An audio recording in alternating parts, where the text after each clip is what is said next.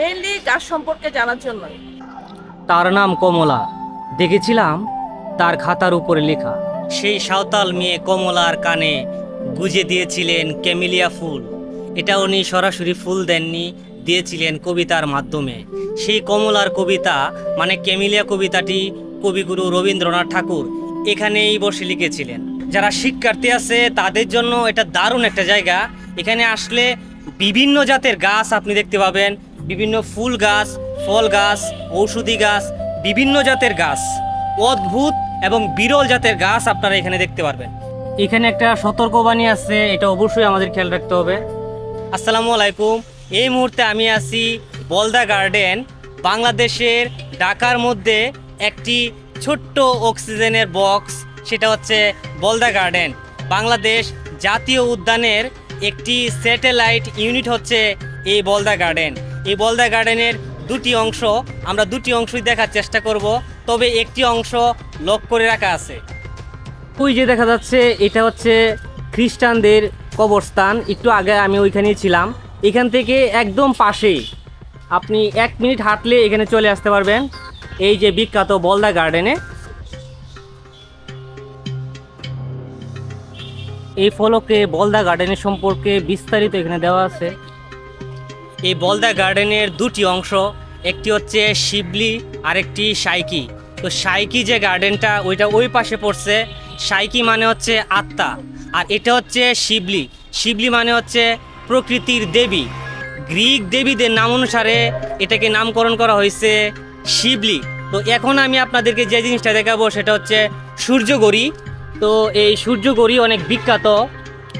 এই সূর্যগৌরী আসলে কিভাবে কাজ করতো এটা আমি জানি না, এটা দেখেও আমি বুঝতেছি না যে এই গড়িটা আসলে কিভাবে কাজ করতো। আপনারা কেউ জেনে থাকলে অবশ্যই কমেন্টস করে জানাবেন যে এই গড়িটা আসলে কিভাবে সময় দিত। এর পাশেই হচ্ছে আপনার এখানে পুকুর আছে। তো পুকুরের পাশেই হচ্ছে জয় হাউস বা আনন্দ ভবন। সব কিছু মিলিয়ে দারুণ একটি জায়গা, দারুণ। আপনারা এখানে যদি আসেন, পরিবার পরিজন প্রিয়জন সবাইকে নিয়ে এখানে আসতে পারবেন। আপনারা বাচ্চাদেরকে যদি নিয়ে আসেন, বিভিন্ন প্রজাতির গাছ আপনারা চেনাতে পারবেন। এখানে পুকুর পাড়ে বসার একটা দারুণ জায়গা আছে, আপনারা ইচ্ছে করলে এখানে বসতে পারবেন। এই পুকুরটা আগে আরও অনেক সুন্দর ছিল। এখানে বিভিন্ন জাতের শাপলা গাছ ছিল। এই শাপলা ফুল সাদা, নীল, গোলাপি, পিঙ্ক, বিভিন্ন টাইপের শাপলা ফুল এখানে আগে থাকতো। এখানে বিভিন্ন জাতের মাছ আছে, মাছগুলোর নাম আমি জানি না।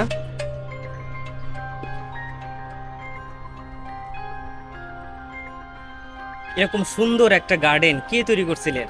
এটা তৈরি করছিলেন বর্তমান গাজীপুরের বলদার জমিদার নরেন্দ্র নারায়ণ রায় চৌধুরী। একজন প্রকৃতিপ্রেমিক ছিলেন, উনি একজন সাহিত্যিকও ছিলেন, একজন সাংস্কৃতিক মনা মানুষ ছিলেন। যার কারণে উনি 1909 সালে পৃথিবীর বিভিন্ন দেশ থেকে বিরল এবং অদ্ভুত জাতের অনেক চারা, অনেক গাছ, অনেক উদ্ভিদ উনি সংগ্রহ করেন এবং সংগ্রহ করে এই জায়গায় উনি সংরক্ষণ করেন। হ্যাঁ, ভালো লাগতেছে। আসলে আমার বাসা হলো বাসাবোতে। আমরা 3 বন্ধু আজকে 3 দিন ধরে আমাদের অফিস বন্ধ। আমরা ভাবতেছিলাম যে কোথায় যাওয়া যায়। তখন চিন্তা করলাম যে আমাদের বাসার আশেপাশে বলদা গার্ডেনে যাওয়া যায়, ঐতিহ্যবাহী বলদা গার্ডেন। সেটা আমরা নাম শুনছি, আসলে আসা হয়নি। তো আমরা আজকে আসলাম। আসলে প্রথম দিন আমাদের খুবই ভালো লাগতেছে। এই গার্ডেনে প্রায় 18,000 উদ্ভিদ আছে, প্রায় 800 প্রজাতি। এই গার্ডেনটা হচ্ছে আমাদের যে জাতীয় উদ্যান আছে সেই জাতীয় উদ্যানের একটা স্যাটেলাইট ইউনিট হচ্ছে এই বলদা গার্ডেন। এখানে এসে খুব ভালো লাগছে, পিওর অক্সিজেন পাচ্ছি, তারপরে মনটা ভালো লাগছে এখানে এসে।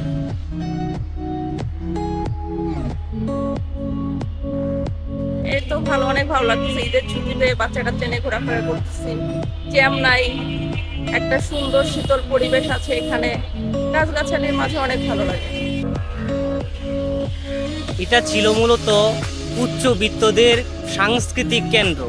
এখানে সাহিত্য চর্চা হতো, এখানে গান বাজনা হতো, এখানেই মূলত একটা জলসাগর ছিল।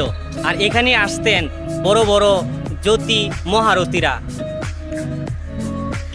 আমার বাচ্চাদের নিয়ে আসছি যে ওরা একটু গাছ সম্পর্কে চিনুক, এখানে যেহেতু অনেক ধরনের গাছগাছালি আছে, নাম জানতে পারবে, মেইনলি গাছ সম্পর্কে জানার জন্য।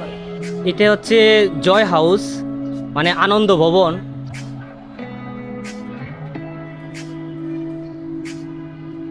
হিন্দু উচ্চবিত্তদের দারুণ একটা জায়গা ছিল এটা, এখানেই তারা আড্ডা দিতেন। তার নাম ছিল কমলা। দেখেছি তার খাতার উপরে লেখা, যেখানে নামবার সেখানে আমার নামা হলো না। এভাবেই কবিগুরু রবীন্দ্রনাথ ঠাকুর এখানে বসেই ওনার বিখ্যাত কবিতা ক্যামিলিয়া লিখেছিলেন। আজও শত বছরের ইতিহাস, বিরল উদ্ভিদ আর নীরব সৌন্দর্য নিয়ে বলদা গার্ডেন দাঁড়িয়ে আছে পুরান ঢাকার বুকে, প্রকৃতি ও ইতিহাসের এক অনন্য মিলনস্থল হিসেবে। এখানে প্রায় 3 একর জায়গা জুড়ে বিস্তৃত এই বাগানে রয়েছে শত শত প্রজাতির গাছ।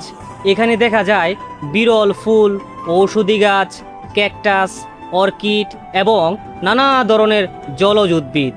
আফ্রিকা, ইউরোপ, আমেরিকা ও এশিয়ার বিভিন্ন অঞ্চল থেকে অনেকগুলো গাছ এখানে আনা হয়েছিল।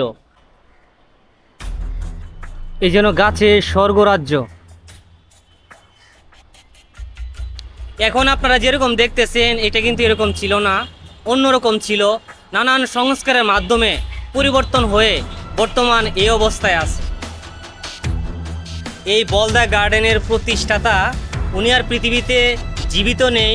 ওনার সমাধিসৌধের সামনে আমরা চলে আসছি, যার কারণে এই বাংলাদেশের মাটিতে বিভিন্ন দেশের বিরল এবং অদ্ভুত প্রজাতির উদ্ভিদ, এখানে একটা উদ্যান উনি তৈরি করেছিলেন। উনি এখানে শায়িত আছেন। ওনার নাম নরেন্দ্র নারায়ণ রায় চৌধুরী। যারা প্রকৃতি প্রেমী, যারা গাছকে ভালোবাসেন, যারা উদ্ভিদকে ভালোবাসেন, যারা ফুলকে ভালোবাসেন, তাদের জন্য এই জায়গাটি দারুণ একটি জায়গা। কিন্তু অত্যন্ত দুঃখের বিষয় হচ্ছে এই গাছ প্রেমিক না, মানুষ প্রেমিক এখানে বেশি আসে। এই বলদা গার্ডেনকে কেন্দ্র করে একটি দারুণ লোমহর্ষক একটি বিখ্যাত ঘটনা আছে, সেটা হচ্ছে ঋষিকেশ দাস নামে একজন ব্যক্তি। উনি ছিলেন একজন ব্যবসায়ী, তবে উনি গোত্র হিসেবে ছিলেন নিম্নবর্ণের। এই বলদা গার্ডেন ছিল জলসাগর, এখানে ছিল আড্ডাখানা। এখানে উনি এসেছিলেন ঋষিকেশ দাস। উনি এখানে আসার পর অপমানিত হয়ে উনি চলে গিয়েছিলেন এবং এই অপমানের প্রতিশোধ স্বরূপ উনি তৈরি করেছিলেন রোজ গার্ডেন। আমরা এখন যাব রোজ গার্ডেন, ঋষিকেশ দাসের সেই বিখ্যাত প্রাসাদ। এখানে আসছি, ঢোকার জন্য কোনো ধরনের টিকিট লাগেনি। এক ভাইয়ের সঙ্গে পরিচয়, এই ভাই আমাকে ফ্রি করে দিছে, ভাই আমাকে এখানে ঘোরার সুযোগ করে দিছে উইদাউট টিকিট। বুঝতে পারতেছেন, খুব ভিআইপি ভাবে আমি এখানে ভিডিও করলাম। এই ভাইয়ের কারণে ভাইয়ের প্রতি অনেক কৃতজ্ঞ। তো ভাই কিছু বলবেন? হ্যাঁ, কিছু বলেন। আপনি যদি পুরা শান্তি পান, ভালো লাগে, আপনার মন পরিবেশ শান্তি আমার মধ্যে। ভাইয়ের সাথে কথা বলে খুবই ভালো লাগলো। ওকে ভাইয়া, ভালো থাকি। আজকের ভিডিও এখানেই শেষ করব। আবার দেখা হবে নতুন কোনো ভিডিওতে, নতুন কোনো জায়গায়। সে পর্যন্ত সবাই ভালো থাকবেন, সুস্থ থাকবেন। আসসালামু আলাইকুম। অল্প সময়ের মধ্যে চলে আসলাম